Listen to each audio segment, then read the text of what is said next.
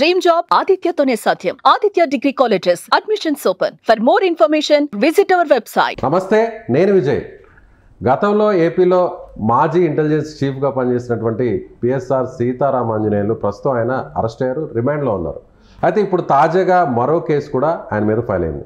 ఏపీపీఎస్సీకి సంబంధించినటువంటి గ్రూప్ ఎగ్జామ్స్లో కూడా, మెయిన్స్ ఎగ్జామ్స్లో ఆయన వాల్యుయేషన్లో అక్రమాలకు పాల్పడ్డారంటూ కూడా ఒక కేసు నమోదైంది.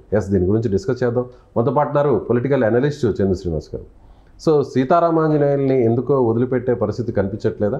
కేసు మీద కేసు ఒక్కొక్కటిగా బయటకు వస్తుంది. అందులో ఆయన రైట్స్ను కూడా ఉల్లంఘించి ఒక రిసార్ట్లో ఈ వాల్యుయేషన్ చేయించాడు, దీని వెనక ఆయన ఒక హస్తం ఉంది, అక్రమాలకు పాల్పడ్డారనే కేసు కూడా ఫైల్ అయింది. ఎలా చూడాలి దీన్ని? ఎవరైనా ఒకటే సార్ విజయ్ గారు, ఇప్పుడు అధికారం ఉంది కానీ ఇష్టానుసారం వివరిస్తే 5 సంవత్సరాల తర్వాత అధికారం మార్చేది ప్రజలే.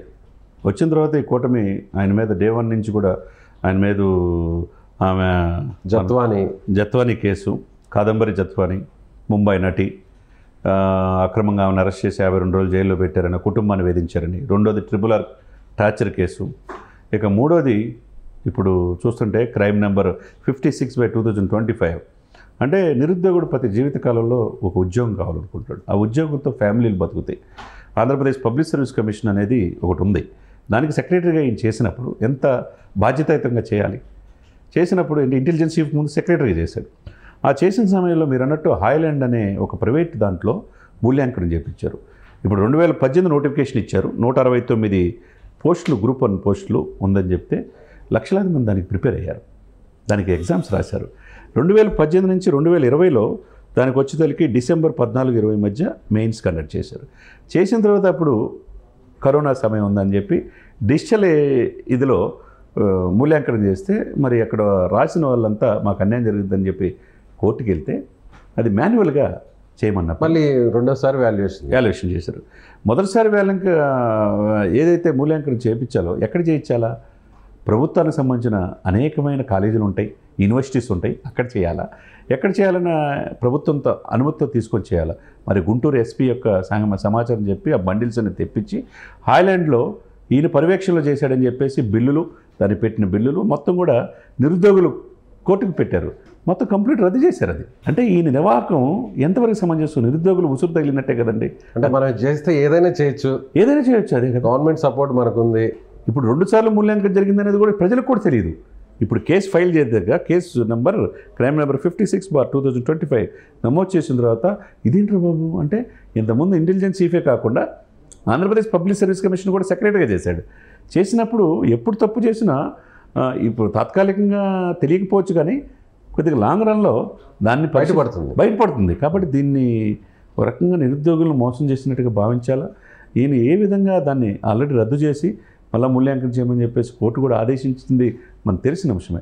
Sir group 1, group 2, group 3, group 4 మంది ఉంటారు.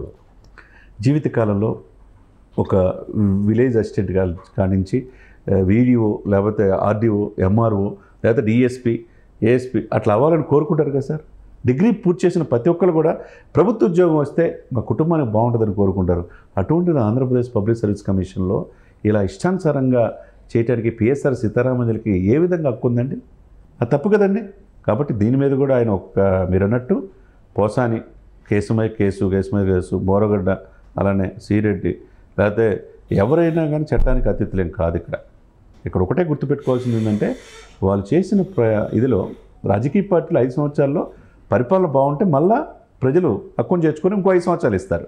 కానీ వీళ్ళకి 60 సంవత్సరాలు, 55 సంవత్సరాలు ఉద్యోగం ఉంది. అంటే ఏ పార్టీ, ఏ ప్రభుత్వాలు ఉన్నా వీళ్ళు నిజాయితీగా పనిచేసినప్పుడు ఎక్కడున్నా కానీ మంచి ప్రాధాన్యత పోస్టులు ఇస్తారు. మరి ఈ రోజున మీరు చేసిన నిర్వాహకం వల్ల మంచి డైనమిక్ ఆఫీసర్స్గా భావించే విషయాలు గున్ని పరిస్థితి ఏంటి, క్రాంతి రాణా పరిస్థితి ఏంటి, వాళ్ళు కూడా సస్పెండ్కి గురయ్యారు. కోర్టులో కేసు బెయిల్తో బయటకున్న పరిస్థితి. ఇంకో యంగ్స్టర్ చాలామంది కూడా బయట ఉన్న పరిస్థితి ఉంటే ఎంతవరకు ఐఏఎస్, ఐపీఎస్ అంటే ఇండియన్ పబ్లిక్ సర్వీస్ కమిషన్ ప్రకారం నిజాయితీగల ఆఫీసర్స్ ఉండాలని కోరుకుంటారు.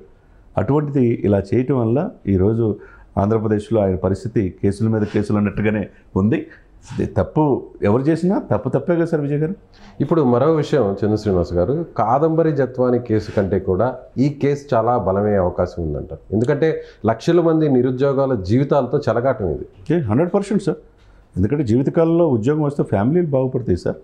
ఐఏఎస్ ఐపీఎస్ తర్వాత అంత priority group one APSC APSC అనేది పవర్ఫుల్ పోస్టులు. ఇప్పుడు నీళ్లు నిధులు నియామకాలని తెలంగాణలో ప్రభుత్వ అధికారంలో వచ్చింది ఆ స్లోగన్తో. నీళ్లు నిధులు నియామకాలే మెయిన్ కదా.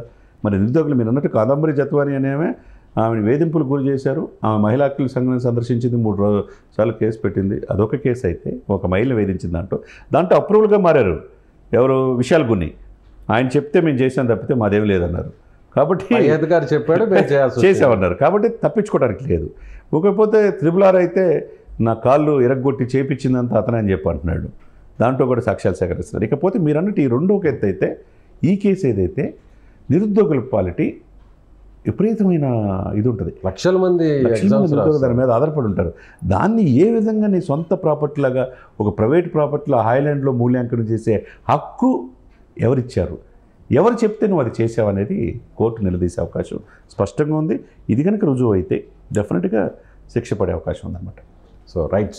సో ఇది పిఎస్ఆర్ ఆంజనేయులపై, అంటే మాజీ ఇంటెలిజెన్స్ చీఫ్గా ఉన్నటువంటి ఆయన తన అధికారాన్ని అక్రమాలకు పాల్పడేలా ఉపయోగించారు. అందులో భాగంగానే ఒక ప్రైవేట్ రిసార్ట్లో ఏపీఎస్సికి సంబంధించినటువంటి గ్రూప్ 1 మెయిన్స్ ఎగ్జామినేషన్కి సంబంధించినటువంటి వాల్యుయేషన్ అంతా కూడా చేయించారు. అయితే ఇందులో అక్రమాలు దాగి ఉంటే మాత్రం, ఆధారాలు కానీ ఉంటే మాత్రం ఖచ్చితంగా ఈ కేసు చాలా స్ట్రిక్ట్గా మారే అవకాశం అయితే ఉందంటున్నారు. Thank you so much. Suman టీవీలో మీ పర్సనల్ అండ్ బిజినెస్ ప్రమోషన్స్ కోసం కింది నెంబర్కి కాంటాక్ట్ చేయండి.